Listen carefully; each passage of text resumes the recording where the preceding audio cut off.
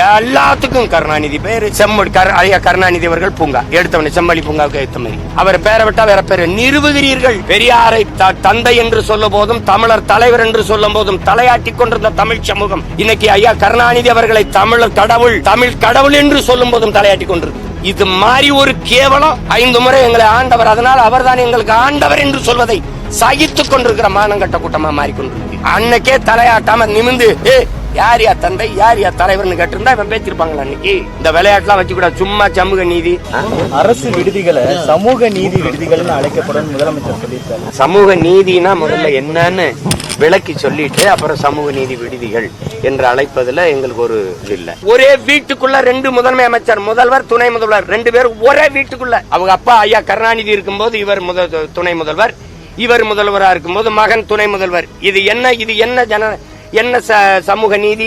நீங்க சனாதனத்துக்கு வேற எங்கேயோ விளக்கம் கட்டுக்கிட்டு இருக்கிறீங்க. பிறப்பினாலேயே இதுல பிறந்ததுனாலேயே இந்த குடியில் பிறந்ததுனாலேயே ஒருவனுக்கு உயர் பதவி கிடைத்து விடும் என்கிற நிலைதான் கொடிய சனாதனம்.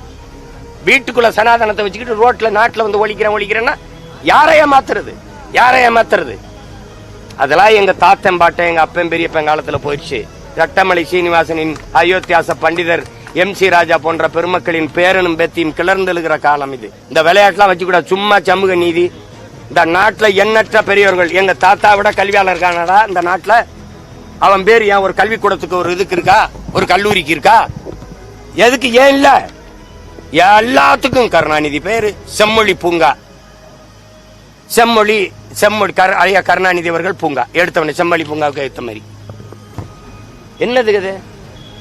அவர் பேரை விட்டா வேற பேரு நிறுவுகிறீர்கள். பெரியாரை தந்தை என்று சொல்லும் போதும் தமிழர் தலைவர் என்று சொல்லும் போதும் தலையாட்டி கொண்டிருந்த தமிழ் சமூகம் இன்னைக்கு ஐயா கருணாநிதி அவர்களை தமிழர் கடவுள் தமிழ் கடவுள் என்று சொல்லும் போதும் தலையாட்டி கொண்டிருக்குது. இது மாதிரி ஒரு கேவலம் 5 முறை எங்களை ஆண்டவர், அதனால் அவர் தான் எங்களுக்கு ஆண்டவர் என்று சொல்வதை சகித்துக் கொண்டிருக்கிற மானங்கட்ட கூட்டமா மாறிக்கொண்டிருக்குது. அன்னைக்கே தலையாட்டாம நிமிந்து யார் யா தந்தை யார் யா தலைவர்னு கேட்டிருந்தா இவன் பேசிருப்பாங்களா? அன்னைக்கு கொடுமை. அதனால புறக்கணிக்கப்பட்ட வரலாற்றில் புறக்கணிக்கப்பட்ட இனத்தின் மக்கள் ஒரு நாள் தங்களுக்கான வரலாறை தாங்களே எழுதுவார்கள் என்று அறிவாசான அம்பேத்கர் எங்களுக்கு கற்பித்திருக்கிறார். அந்த வரலாற்றை நாங்கள் திருப்பி மீண்டும் எழுதுகிற காலத்தை உருவாக்கி கொண்டிருக்கிறோம்.